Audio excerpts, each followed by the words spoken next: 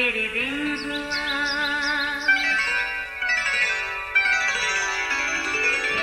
नया फिर दिन हुआ, पुरानी रात का करे सो शुक्र हम खुदा की जात का, खुदा की जात का, नया फिर दिन हुआ।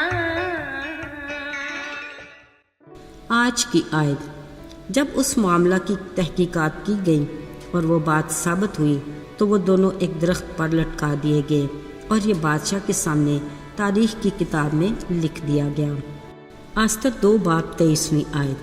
अजीज़ों, इन दिनों डेली ब्रेड के प्रोग्राम में फारस का अहसवेरोस बादशाह मौजूए गुफ्तगू है। ये बाइबल मुक़द्दस का तारीख़ी किरदार है। ये 127 सूबों पर मुश्तमिल एक बड़ी सल्तनत पर हुक्मरान था। अपनी बादशाहत के 3रे साल की खुशी में उसने जश्न मनाने का एहतमाम किया। पहले तो 180 दिन तक वो अपनी जलील उल कदर सल्तनत की दौलत और अपनी आला अज़मत की शान व शौकत की नमूद नुमाइश करता रहा। फिर शाही महल के बाग के सहन में 7 दिन की ज़ियाफ़त रखी। कसरे सोसन को सफ़ेद, सब्ज़ और आसमानी रंग के पर्दों को कतानी और इरगवानी डोरियों से, चांदी के हलकों और संगे मरमर के सतूनों से बांध दिया गया था और कई रंगों के संगे मरमर के फर्श पर सोने और चांदी के तख्त थे। ऐसे में मेहमानों को सोने के प्यालों में मैं और उनकी मर्जी के मुताबिक शाही खाने पेश किए गए।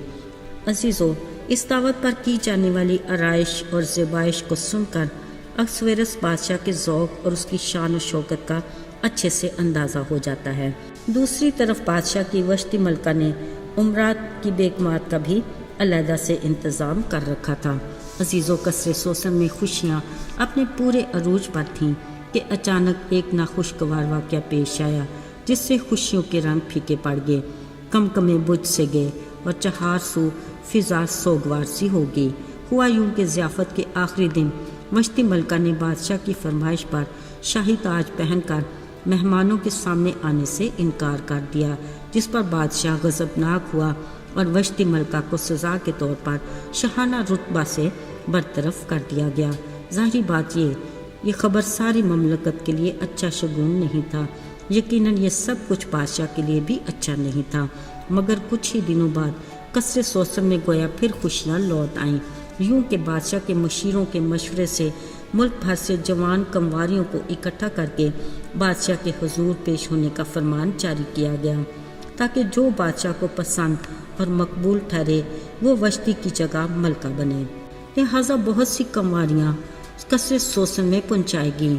इनमें एक यहूदी मर्तकी नामी शख्स की बेटी आस्तर भी थी, जो हसीन और खूबसूरत थी, जो असल में मर्तकी के चचा की बेटी थी, मगर वालिदैन की वफ़ात के बाद मर्तकी ने उसे बेटी बनाकर ही पाला था। अजीज़ों, गौरतलब बात यह है कि ना सिर्फ ये कि आस्तर कसरे सोसन में वारद हुई, बल्कि कलाम मुक़द्दस में तहरीर है कि वो अहसवेरोस बादशाह की मलका भी बनी, क्योंकि उसी को बादशाह ने बहुत सी कंवारियों में पसंद किया और वो मकबूल नज़र हुई, बावजूद इसके कि वो यहूदी कौम से थी। अजीज़ों, सोच में तो ये बात आती है कि कैसे एक यहूदी लड़की परदेस मुल्क में आकर बादशाह की मलका बनी। याद रहे, मर्तकी यरूशलेम के उन असीरों में से था जो नबूकदनेस्सर बादशाह के दौर में असीर होकर बाबल आए थे। इन्हीं असीरों में दानियल और उसके साथी थे, जो बाबल में आकर बादशाह के दरबार में दानश्वरों और मशीरों जैसे आला ओहदों पर फाइज रहे, जो खुदा के मंसूबे के ऐन मुताबिक थे। आज भी बज़ाहिर यहूदियों के सिलसिले कुछ उलझे से लग रहे थे, मगर अंदर खाते खुदा की प्लानिंग क्या थी वही जाने। एक तरफ एक यहूदी लड़की आस्तर अहसवेरोस बादशाह की मलका मुंतखब हुई, दूसरी तरफ एक असीर होकर आया यहूदी शख्स मर्तकी बादशाह के महल के गेट पर बैठा अपनी हसास नोयत की जिम्मेदारी सरअंजाम दे रहा था। अगरचे एक यहूदी का यूं बड़े ओहदे पर फायज होना नाकाबिले बर्दाश्त रहा, मगर जो इज़्ज़त खुदा ने मर्तकी को देनी थी वो बहरहाल उसको हर सूरत में मिलनी ही थी।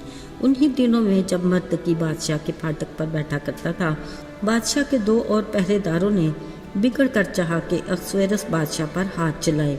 ये बात जब मर्तकी को मालूम हुई تو اس نے آستر ملکہ کو بتائی۔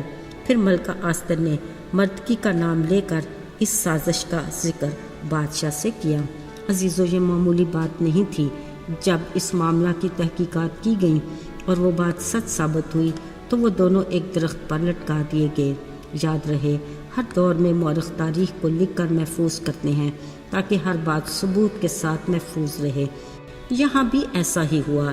اتنی بڑی سازش کو پورے ثبوت کے ساتھ اکسویرس بادشاہ کے سامنے تاریخ میں لکھ تو دیا گیا، بعد ازاں نہ اس واقعہ پر کوئی رد عمل آیا اور نہ ہی کسی نے مڑ کر اس تاریخ کو دوبارہ دیکھا۔ مگر یاد رہے، یہ سب کچھ خدا کی نگاہ سے چھپا ہوا نہیں تھا۔ پر ذرا سوچئے، کیا سازش بتانے والے کو اس کی ذمہ داری میں دیانتداری کا کچھ انعام نہیں ملنا چاہیے تھا؟ اس سلسلے میں ایک یہودی شخص مردکی کو اس کا صلہ دینے سے نظر انداز کر دیا گیا، مگر یاد رہے، منصف خدا انصاف کو پسند کرتا ہے، اور جو اس کے بازو کے نیچے فروتنی سے رہتا ہے اسے وہ وقت آنے پر سرفرازی دیتا ہے، جلد یا بدیر۔ اس کے لیے صبر سے انتظار ضروری ہے اور شرط شکر گزاری اور وفاداری ہے۔ آئیے دعا کریں۔